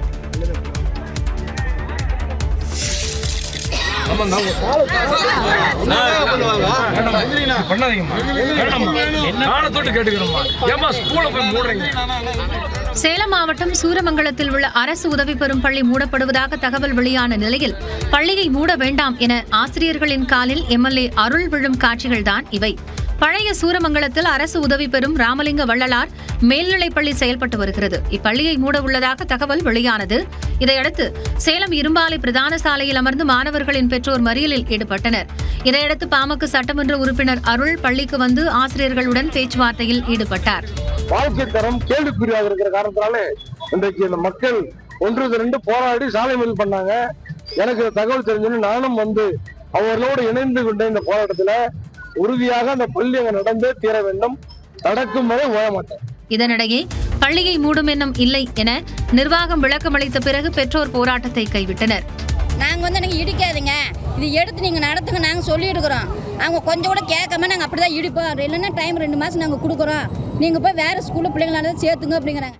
முன்னதாக பெற்றோர் நடத்திய போராட்டத்தால் சேலம் இரும்பாலை பிரதான சாலையின் இருபுறமும் சுமார் 2 கிலோமீட்டர் தூரத்திற்கு வாகனங்கள் அணிவகுத்து நின்றன. விமான பயணிகளை குறிவைத்து மோசடி நடப்பதாக எச்சரிக்கை விடுக்கப்பட்டுள்ளது. விமானங்கள் தாமதம், ரத்து போன்றவற்றால் பாதிக்கப்படும் பயணிகளை குறிவைத்து பண மோசடியில் ஈடுபடும் கும்பலிடம் எச்சரிக்கையாக இருக்க வேண்டும் என இந்திய விமான நிலையங்களின் ஆணையம் தெரிவித்துள்ளது. கடந்த சில வாரங்களுக்கு முன்பு மோசமான வானிலை மற்றும் கனமழை காரணமாக சென்னை விமான நிலையத்திலிருந்து புறப்பட வேண்டிய விமானங்கள் ரத்து செய்யப்பட்டன. இதனை பயன்படுத்திக் கொண்ட சைபர் கிரைம் மோசடி கும்பல் பாதிக்கப்பட்ட விமான பயணிகளிடம் செல்போனில் தொடர்பு கொண்டு இந்திய விமான நிலைய ஆணையத்தின் அதிகாரிகள் என கூறி இழப்பீடு கிடைக்க ஆதார் மற்றும் பான் உள்ளிட்டவற்றை பெற்று பண மோசடியில் ஈடுபட்டது தெரியவந்தது. இந்நிலையில் இந்திய விமான நிலைய ஆணையத்தின் சென்னை பிரிவு அலுவலகம் போலியான செல்போன் அழைப்புகள் மூலம் பண மோசடி செய்யும் கும்பலை நம்ப வேண்டாம் என எச்சரிக்கை விடுத்துள்ளது. விழுப்புரத்தில் பள்ளி மாணவியை காதலிப்பதில் போட்டியாக இருந்ததாக பள்ளி மாணவனை கடத்தி சென்று தாக்கியதாக 6 பேர் கொண்ட கும்பலை போலீசார் கைது செய்தனர். காமதேனு நகர் பகுதியை சேர்ந்த மாணவர் திருக்கோயிலூர் சாலையில் உள்ள தனியார் பள்ளியில் 10ஆம் வகுப்பு படிக்கும் மாணவியை ஒருதலையாக காதலித்ததாக கூறப்படுகிறது. அதே நேரம் சென்னையை சேர்ந்த மாணவியின் உறவினர் விமல்ராஜ் என்பவரும் மாணவியை காதலித்ததாக சொல்லப்படுகிறது. காதல் போட்டியில் தனது கூட்டாளிகளுடன் விமல்ராஜ் பள்ளி மாணவனை சாலையில் வைத்து தாக்கி கடத்தி சென்றதாக சொல்லப்படுகிறது. இதுகுறித்து பெற்றோர் அளித்த புகாரின் பேரில் விசாரணை நடத்திய போலீசார் நெய்வேலியில் மாணவர் அடைத்து வைக்கப்பட்டிருப்பதை கண்டறிந்தனர். தொடர்ந்து நெய்வேலி சென்ற போலீசார் அங்கு விமல்ராஜ் உள்ளிட்ட 6 பேரை கைது செய்து மாணவரை மீட்டனர். காதல் போட்டியில் பள்ளி மாணவரை கடத்தி சென்று விமல்ராஜ் உள்ளிட்டோர் கொண்ட கும்பல் தாக்கியது போலீசாரின் விசாரணையில் தெரியவந்துள்ளது. BSNL தனது மொபைல் போன் வாடிக்கையாளர்களுக்கு 3 புதிய இணையதள சேவைகளை அறிமுகப்படுத்தியுள்ளது. புதுச்சேரியில் செய்தியாளர்களிடம் பேசிய BSNL தலைவர் மற்றும் நிர்வாக இயக்குநரான ராபர்ட் ரவி வாடிக்கையாளர்களுக்கு இலவச தொலைக்காட்சி சேவை, தேசிய வைஃபை ரோமிங் மற்றும் ஃபைபர் இன்டர்நெட் தொலைக்காட்சி சேவைகள் அறிமுகப்படுத்தியிருப்பதாக கூறினார். BSNL இன்டர்நெட் டிவின்னு சொல்லிட்டு BSNL மொபைல் யூசர்ஸ் எல்லாருக்குமே ஃப்ரீ ஓடிடி சர்வீசஸ். நீங்க பிஎஸ்என்எல் கஸ்டமர்ஸா இருந்தீங்கன்னா ஓடிடி சர்வீசஸ் வந்து ஃப்ரீயாவே கொடுக்கறதுக்கு நீங்க ஸ்கீம் லான்ச் பண்ணிருக்கோம் த்ரூ நம்ம பார்ட்னர்ஸ் கூட. புதுச்சேரியில் பிஎஸ்என்எல் நெட்வொர்க் அனைத்து பகுதிகளிலும் கிடைப்பதற்கு விரைவில் 100 கோபுரங்கள் அமைக்கப்படும் என்று அவர் கூறினார். 100 டவர் பண்றதுக்கு பாண்டிச்சேரிக்கு ஒதுக்கப்பட்டிருக்கோம். அடிஷனலா 100 டவர் ஏற்கனவே 130 இருக்கு. 130 இல்லாம இன்னொரு 100 டவர் போறதுக்கு போனோம். பிஎஸ்என்எல் கட்டணம் ஒருபோதும் உயர்த்தப்படாது என்றும் உறுதியளித்தார்.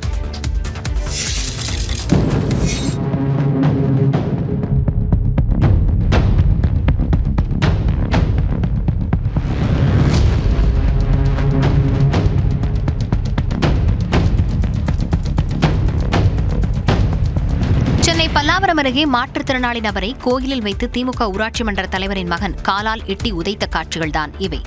பொழிச்சலூர் விநாயகா நகரைச் சேர்ந்த முன்னாள் ஊராட்சி மன்ற தலைவர் ஞானமணியின் மகன் சரவணன். மாற்றுத்திறனாளியான இவர் அதே பகுதியில் உள்ள அகத்தீஸ்வரர் கோயிலுக்கு சென்றுள்ளார். அப்போது கோயிலில் இருந்து தற்போதைய ஊராட்சி மன்ற தலைவர் வனஜாவின் மகன் தினேஷ் பாபுவுக்கும் சரவணனுக்கும் இடையே வாக்குவாதம் ஏற்பட்டது.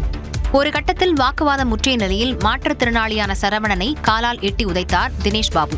சரவணனும் சமாளித்து தனது ஊன்றுகோலால் தாக்கினார்.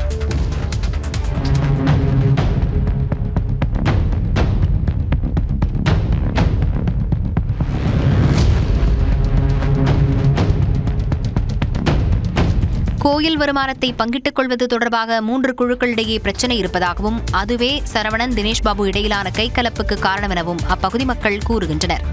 கோயிலில் நடந்த அடிதடி தொடர்பாக இந்து சமய அறநிலையத்துறை அதிகாரிகள் விசாரணை மேற்கொண்டு வருகின்றனர். நெய்வேலி அருகே சத்துணவு சாப்பிட்ட மாணவிகளுக்கு உடல்நல பாதிப்பு ஏற்பட்டது.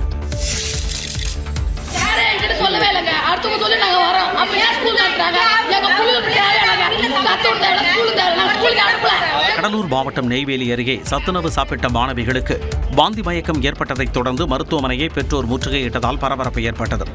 நெய்வேலி அருகே சோப்லாநத்தம் கிராமத்தில் உள்ள அரசு மேல்நிலைப் பள்ளியில் சுற்றுவட்டார பகுதிகளைச் சேர்ந்த சுமார் 250க்கும் மேற்பட்ட மாணவ மாணவிகள் படித்து வருகின்றனர். இந்நிலையில் பள்ளியில் நேற்று மதிய உணவு சமைக்கப்பட்டு மாணவர்களுக்கு கொடுக்கப்பட்டது. அந்த உணவை சாப்பிட்டுக் கொண்டிருந்த மாணவி ஒருவர் உணவில் புழு பூச்சிகள் கிடப்பதாக தலைமை ஆசிரியரிடம் தெரிவித்தார். பின்னர் உணவை சாப்பிட்ட மாணவிகளுக்கு வாந்தி மயக்கம் ஏற்பட்டதாக கூறப்படுகிறது. இதனைத் தொடர்ந்து பள்ளியில் உள்ள ஆசிரியர்கள் 108 ஆம்புலன்ஸ் மூலம் 5 மாணவிகளை வடலூரில் உள்ள அரசு மேம்படுத்தப்பட்ட சுகாதார நிலையத்திற்கு கொண்டு சென்றனர்.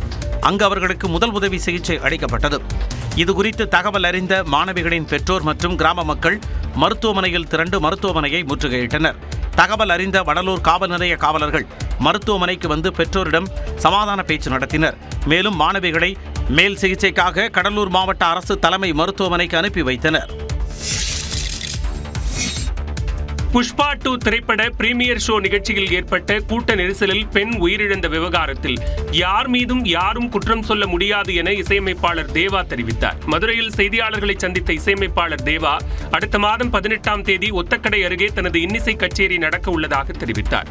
மேலும் தனக்கு நிறைய படங்களில் நடிக்க வாய்ப்பு வருவதாகவும் படங்களுக்கு இசையமைக்கும் பணியில் முழுமையாக ஈடுபட்டு வருவதால் நடிக்க முடியவில்லை என்றும் கூறினார். தனது பாடல் 35 ஆண்டுகளுக்கு பிறகும் திரைப்படங்களில் தற்போது பயன்படுத்த தமக்கு கிடைத்த பாக்கியம் என இசையமைப்பாளர் தேவா கூறினார். சமாதானம் பண்ணிக்கணும், வேற வழியே இல்லை. யார் மேல யார் குற்றம்னு யாரும் சொல்ல முடியாது இந்த மாதிரி வழக்குகளை. தொடர்ந்து பேசிய அவர் நடிகர் ரஜினிகாந்துடன் இணைந்து பணியாற்ற விரும்புவதாகவும் அதற்காக காத்திருப்பதாகவும் தெரிவித்தார். மதுரையில் பொதுப்பணித்துறை அலுவலகத்தில் லஞ்ச ஒழிப்புத்துறையினர் நடத்திய சோதனையில் கணக்கில் வராத 1,11,000 ரூபாய் பறிமுதல் செய்யப்பட்டது. மதுரை நீர்வளத்துறையின் கீழ் பணிகளை செய்யும் ஒப்பந்ததாரர்களிடம் பில் தொகை வழங்க கட்டாய வசூலில் ஈடுபடுவதாக தொடர்ந்து புகார் எழுந்தது. இதனைத் தொடர்ந்து தல்லாகுளத்தில் உள்ள பொதுப்பணித்துறை அலுவலக வளாகத்தில் லஞ்ச ஒழிப்புத்துறை டிஎஸ்பி சத்தீசேலன் தலைமையிலான காவலர்கள் நேற்று திடீர் சோதனை மேற்கொண்டனர். அப்போது வரவேற்பறையில் கோப்புகளை பார்த்து கொண்டிருந்த பெரியாறு வைகை பாசன உட்கோட்ட உதவி செயற்பொறியாளர் சையது கபீப்பிடம் சோதனை நடத்தப்பட்டது. அப்போது அவர் வைத்திருந்த கவரில் இருந்தும் பையில் இருந்தும் கணக்கில் வராத 1,11,000 ரூபாயை காவல்துறையினர் பறிமுதல் செய்தனர். அரசு ஊழியரின் சொத்துக்கள் மற்றும் கடன்கள் குறித்த விவரங்கள் தனிப்பட்ட விவரங்கள் அல்ல என சென்னை உயர்நீதிமன்றம் தெரிவித்துள்ளது. கிருஷ்ணகிரி மாவட்ட நீர்வளத்துறை உதவி பொறியாளராக பணியாற்றிய காளிப்பிரியன் என்பவரின் சொத்து கடன் விவரங்களை தகவல் அறியும் உரிமைச் சட்டத்தின் கீழ் வழங்க மறுப்பு தெரிவித்ததை எதிர்த்து சீனிவாசன் என்பவர் வழக்கு தொடர்ந்தார். இந்த வழக்கு சென்னை உயர்நீதிமன்ற நீதிபதி CV கார்த்திகேயன் முன்பு விசாரணைக்கு வந்தது.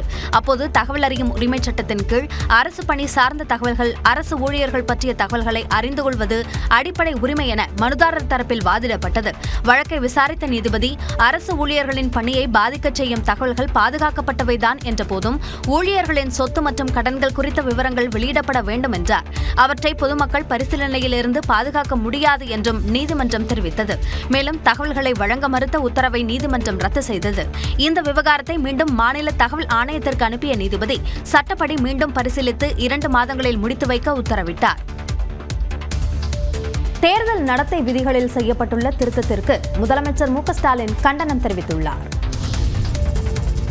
வெளிப்படைத்தன்மை கொண்ட தேர்தல் முறையை ஒழிக்கும் வகையில் தேர்தல் நடத்தை விதிகளில் செய்யப்பட்டுள்ள திருத்தத்தால் மக்களாட்சி மிக பெரும் அச்சுறுத்தலை எதிர்கொண்டிருப்பதாக முதலமைச்சர் மு.க. ஸ்டாலின் குற்றஞ்சாட்டியுள்ளார். இது தொடர்பாக அவர் எக்ஸ் பக்கத்தில் வெளியிட்டுள்ள பதிவில், ஹரியானா மாநில சட்டப்பேரவை தேர்தலின் போது வாக்குச்சாவடிகளில் பதிவான CCTV காட்சிகளை தாக்கல் செய்யும்படி ஹரியானா, பஞ்சாப் மாநில உயர்நீதிமன்றம் உத்தரவிட்ட நிலையில் CCTV பதிவுகளை பொது ஆய்வுக்குட்படுத்தப்படுவதை தடுக்கும் வகையில் மத்திய அரசு தேர்தல் விதிகளில் திருத்தம் கொண்டு வந்திருப்பதாக விமர்சித்துள்ளார். இதன் மூலம் அரசியலமைப்பு சட்டத்தின் அடிப்படை கூறுகளில் ஒன்றை அழித்திருப்பதாகவும் சாடியுள்ளார். பாஜக அரசின் பயம் ஹரியானா மாநில தேர்தலோடு நிற்கவில்லை என்று கூறியுள்ள முதலமைச்சர், மகாராஷ்டிரா மாநில தேர்தலில் பெற்ற பொய்யான வெற்றி தீவிரமான எதிர்ப்புக்கு ஆளாகியிருப்பதால் அடைந்துள்ள பதற்றத்தின் எதிரொலிப்பாகவே இது அமைந்திருப்பதாகவும் குறிப்பிட்டுள்ளார். தனது அமைப்பின் சுதந்திரத்துக்காக போராடுவதற்கு பதிலாக தேர்தல் ஆணையமும் பிரதமர் மோடி அரசின் அழுத்தத்துக்கு மனமுவந்து பணிந்திருப்பதும், நேர்மையான நியாயமான தேர்தல் எனும் தனது குழந்தையையே அது உருக்குலைத்திருப்பதும் அதிர்ச்சி அளிப்பதாக முதலமைச்சர் தெரிவித்துள்ளார். சுதந்திரமான நியாயமான தேர்தல்கள் நடைபெறுவதன் மீது தொடுக்கப்பட்டுள்ள மக்களாட்சிக்கு விரோதமான இந்த தாக்குதலை எதிர்க்க பாஜக தலைமையிலான மத்திய அரசில் அங்கம் வகிக்கும் கட்சிகள் உட்பட அனைத்து அரசியல் கட்சிகளும் முன்வர வேண்டும் என்று முதலமைச்சர் மு.க. ஸ்டாலின் கேட்டுக் கொண்டுள்ளார். மும்மொழி கொள்கையை ஏற்றால் அரை மணி நேரத்தில் நிதியை விடுவிப்போம் என மத்திய அரசு நிர்பந்தித்ததாக பள்ளி கல்வி அமைச்சர் அன்பில் மகேஷ் தெரிவித்தார். சென்னையில் செய்தியாளர்களிடம் பேசிய அவர், தமிழர்களின் உணர்வுகளை மத்திய அரசு புரிந்து கொள்ளவில்லை என்றும் கூறினார். நீங்க NEP-க்கு ஒத்துக்கோங்களேன், NEP இருக்க மும்மொழி கொள்கைக்கு ஒத்துக்கோங்க, it's matter of second, within half an hour உங்க பணத்தை நான் ரிலீஸ் பண்றேன் அப்படின்னு சொன்னாங்கன்னா அது என்ன அர்த்தம்? அது யூனியன் மினிஸ்டர் தர்மேந்திர பிரதான் சொல்லும்போது, நானே ஐ எம் ஃப்ரம் நான் ஹிந்தி ஸ்டேட், நானே ஒரியாலேருந்து தான் வந்திருக்கேன், அப்ப நானே சொல்றேன் இல்லை அப்படிங்கும் பொழுது நான் சொன்னேன், சார் எங்களுடைய ஸ்டேட்டோட சென்டிமெண்ட்னு ஒன்று இருக்கு. பேரறிஞர் அண்ணா காலத்திலிருந்து இருமொழி கொள்கை எப்படி நாம் கொண்டு வந்ததிலேருந்தே இருக்கின்றது. இந்நிலையில் 3வது மொழியை கற்றுத்தராமல் தமிழ்நாடு அரசு மாணவர்களை வஞ்சிப்பதாக பாஜக மூத்த தலைவர் தமிழிசை சவுந்தரராஜன் விமர்சித்தார். 3 மொழி கொள்கையை எல்லா தனியார் பள்ளிகளில் உள்ள குழந்தைகளுக்கும் இன்னொரு மொழியை சொல்லிக் கொடுத்துட்டு தமிழக அரசாங்க பள்ளிகளை தமிழக அரசு வஞ்சிக்கிறது என்று நான் தெளிவாக சொல்லுவேன். அரசு பள்ளி மாணவர்களுக்கு இருமொழி போதும் என அரசு நினைப்பது தவறு என்றும் தமிழிசை குறிப்பிட்டார். கல்வித்துறையை பொறுத்தவரை தமிழ்நாடு வஞ்சிக்கப்பட்டு வருவதாக கல்வியாளர் நெடுஞ்செழியன் கூறினார். மும்மொழி கொள்கையை ஏற்றுக்கொண்டால் அரை மணி நேரத்தில் பள்ளிக்கல்வித்துறைக்கு வழங்க வேண்டிய நிதி விடுவிக்கப்படும் என மத்திய அரசு கூறுவதாக அமைச்சர் அன்பில் மகேஷ் பொய்யாமொழி தெரிவித்திருந்தார். இதுகுறித்து நியூஸ் 18 தமிழ்நாட்டுக்கு பேட்டியளித்த நெடுஞ்செழியன், மக்கள் பிரதிநிதிகள் பாகுபாடின்றி செயல்பட வேண்டும் என்றார். கல்வியில் நம்ம நிறைய முன்னேறிய சமுதாயம்னால கல்வியை எப்படிலாம் தடைப்படுத்தலாங்கிறது அரசியல் ரீதியாக யாரும் மத்திய அரசுகள் அணுகுமுறைகள் கரெக்டாக இல்லை. இது வருந்தத்தக்க விஷயமா இருக்கு. இது தொடர்பாக பேட்டியளித்த பாஜக மாநில துணைத் தலைவர் கருநாகராஜன், தமிழ்நாடுக்கு மத்திய அரசு எந்த நிதியையும் வழங்கவில்லை என்ற பிம்பத்தை தமிழ்நாடு அரசு உருவாக்குவதாக தெரிவித்தார். PM ஸ்ரீ ஸ்கூலுக்கு கூட மும்மொழி கொள்கைன்னு இல்லை, 3வது ஏதாவது 22 மொழிகள்ல ஒரு மொழி, உடனே அதை இந்தியில் கொண்டு வந்து லேசாக கோர்ப்பாங்க. இதெல்லாம் தமிழகத்தில் நம்ம அவங்க கட்சி தொடங்கின காலத்திலேருந்து நம்ம பார்த்துட்டு இருக்க செயல். PM ஸ்ரீ பள்ளிகளுக்கென்று ஒதுக்கப்பட்ட நிதியை அதற்கு மட்டுமே ஒதுக்க முடியும் என்றும் அவர் கூறினார். திமுக MP ஆர் ராசாவுக்கு எதிரான வழக்கில் குற்றச்சாட்டு பதிவை தள்ளி வைக்கக்கூடாது என்று அமலாக்கத்துறை தரப்பில் பதில் மனு தாக்கல் செய்யப்பட்டுள்ளது. வருமானத்திற்கு அதிகமாக 5,35,00,000 ரூபாய் சொத்து சேர்த்ததாக ஆர் ராசா நண்பர் கிருஷ்ணமூர்த்தி உள்ளிட்டோர் மீது அமலாக்கத்துறை வழக்கு பதிவு செய்து விசாரணை நடத்தி வருகிறது. இந்த வழக்கு சென்னை உயர்நீதிமன்ற வளாகத்தில் உள்ள CBI சிறப்பு நீதிமன்றத்தில் விசாரணையில் உள்ளது. இந்த வழக்கில் கூடுதல் குற்றப்பத்திரிகை தாக்கல் செய்யும் வரை குற்றச்சாட்டு பதிவு உள்ளிட்ட எந்த நடவடிக்கையும் தொடங்கக்கூடாது என்று கிருஷ்ணமூர்த்தி சார்பில் மனு தாக்கல் செய்யப்பட்டது. இந்த மனுவிற்கு அமலாக்கத்துறை தரப்பில் செவ்வாய்க்கிழமை பதில் மனு தாக்கல் செய்யப்பட்டது. அதில் குற்றப்பத்திரிகையின் நகல்கள் குற்றம் சாட்டப்பட்டவர்களுக்கு வழங்கப்பட்டு விட்டதால் கூடுதல் குற்றப்பத்திரிகை தாக்கல் செய்யும் வரை விசாரணையை தள்ளி வைக்க வேண்டிய அவசியமில்லை என்று தெரிவிக்கப்பட்டது.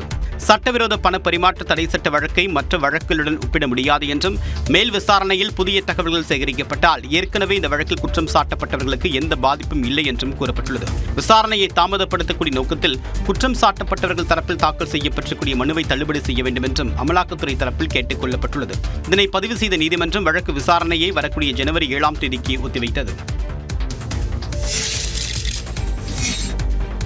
மதுரையில் நடைபெற்ற சமத்துவ கிறிஸ்துமஸ் விழாவில் இந்து, இஸ்லாமியர்கள், கிறிஸ்தவர்கள் என்று அனைத்து சமூகத்தினரும் கலந்து கொண்டனர். கீழவாசல் பகுதியில் உள்ள நூற்றாண்டு பழமை வாய்ந்த புனித மரியன்னை தேவாலயத்தில் தமிழ்நாடு சிறுபான்மை மக்கள் நலக்குழுவின் மதுரை மாநகர் பிரிவு சார்பில் சமத்துவ கிறிஸ்துமஸ் விழா கொண்டாடப்பட்டது. தேவாலய பங்கு தந்தை ஹென்றி ஜெரோம் தலைமையில் நடைபெற்ற விழாவில் ஏராளமானோர் கலந்து கொண்டனர். தொடர்ந்து கேக் வெட்டி கிறிஸ்துமஸ் விழா கொண்டாடப்பட்ட நிலையில் இந்து மற்றும் இஸ்லாமிய சமூகத்தினருக்கு தேவாலய பங்கு தந்தை கேக்குகளை ஊட்டிவிட்டு வாழ்த்துக்களை தெரிவித்தார்.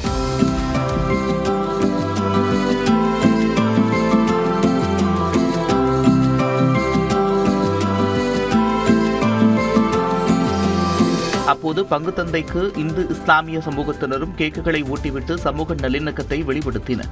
இதனைத் தொடர்ந்து அனைவரின் முன்பாக கிறிஸ்துமஸ் பாடல் பாடப்பட்டது. மீன்பிடிக்க ஏராளமான முறைகள் இருந்தாலும் புதுச்சேரியின் ஏனாம் பிராந்தியத்தில் இளைஞர்கள் நூதன முறையை கையாண்டு மீன்பிடித்தது வியக்கும் வகையில் இருந்தது.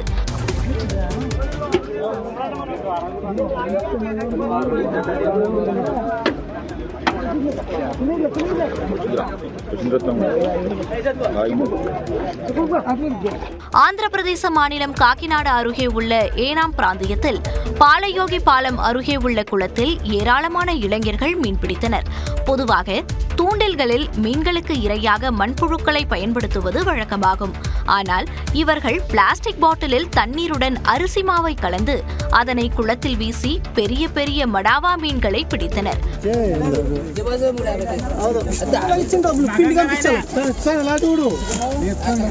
பொழுதுபோக்குக்காக மீன்களை பிடித்தாலும் அதனை கிலோ 550 ரூபாய்க்கு விற்பனை செய்தனர். ஐஸ் பெட்டிகளில் வைத்துக் கொண்டு வரப்படும் மீன்களை விட குளத்தில் பிடிக்கப்பட்ட மீன்களை பொதுமக்கள் ஆர்வமுடன் வாங்கி சென்றனர். ஒரே நாடு ஒரே தேர்தல் குறித்து விவாதிக்க நாடாளுமன்ற கூட்டுக்குழுவின் முதல் கூட்டம் நாளை நடைபெறுகிறது. ஒரே நாடு ஒரே தேர்தல் குறித்து விவாதிப்பதற்காக அமைக்கப்பட்ட நாடாளுமன்ற கூட்டுக்குழு ஜனவரி 8ஆம் தேதி கூடுகிறது. குடியரசு முன்னாள் தலைவர் ராம்நாத் கோவிந்த் தலைமையில் அமைக்கப்பட்ட குழு மக்களவை மற்றும் மாநில சட்டப்பேரவை தேர்தல்களை ஒரே நேரத்தில் நடத்தப்படுவது தொடர்பான தேர்தல் நடைமுறையை பரிந்துரைத்தது. இதனை செயல்படுத்தும் வகையில் அண்மையில் முடிவடைந்த நாடாளுமன்ற கூட்டத்தொடரில் 2 மசோதாக்கள் அறிமுகம் செய்யப்பட்டன. அரசியலமைப்பை திருத்தும் மசோதாவை நிறைவேற்றும் அளவிற்கு பாஜக கூட்டணிக்கு பெரும்பான்மை இல்லாததால் மசோதாக்கள் நிறைவேற்றப்படவில்லை. மேலும் காங்கிரஸ், திமுக உள்ளிட்ட எதிர்க்கட்சிகள் கடுமையாக எதிர்ப்பு தெரிவித்த நிலையில் 2 மசோதாக்களும் நாடாளுமன்ற கூட்டுக்குழுவுக்கு அனுப்பப்பட்டன. முன்னாள் சட்ட அமைச்சர் சௌத்ரி தலைமையில் அமைக்கப்பட்ட குழுவில் மக்களவை மற்றும் மாநிலங்களவையைச் சேர்ந்த 39 உறுப்பினர்கள் இடம்பெற்றுள்ளனர். பிரியங்கா காந்தி உள்ளிட்டோர் இடம்பெற்றிருக்கும் இந்த குழுவின் முதல் கூட்டம் ஜனவரி 8ஆம் தேதி நடைபெறும் என்றும் அறிவிக்கப்பட்டுள்ளது. கர்நாடக மாநிலம் உடுப்பியில் பள்ளி வாகனத்தின் டயருக்கு காற்று நிரப்பிய போது டயர் வெடித்து 19 வயது இளைஞர் தூக்கி வீசப்பட்ட காட்சி வெளியாகியுள்ளது. கோட்டேஸ்வர் பகுதியில் அப்துல் ரஷீத் என்ற 19 வயது இளைஞர் பஞ்சர் கடையில் பணியாற்றி வந்தார். பேருந்து டயருக்கு அவர் காற்று நிரப்பிய போது டயர் வெடித்ததில் தூக்கி வீசப்பட்டார்.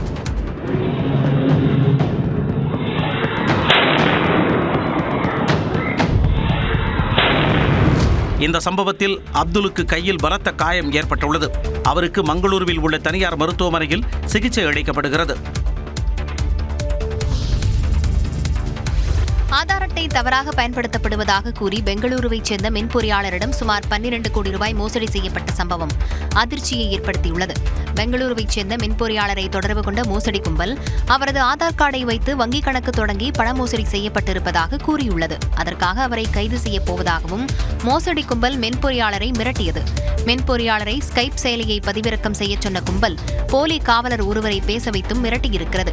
இவை அனைத்தையும் உண்மை என நம்பிய மின் பொறியாளர் தனது வங்கிக் கணக்கிலிருந்து 11 கோடியே 80 லட்சம் ரூபாயை மோசடி கும்பலுக்கு அனுப்பியுள்ளார். ஆனாலும் மோசடி கும்பல் விடாமல் தொடர்ந்து பணத்தை கேட்டதால் பொறுமை இழந்த மின் பொறியாளர் காவல் நிலையத்தில் புகார் அளித்தார். பெங்களூரு சைபர் கிரைம் காவலர்கள் வழக்கு பதிவு செய்து விசாரணை மேற்கொண்டு வருகின்றனர்.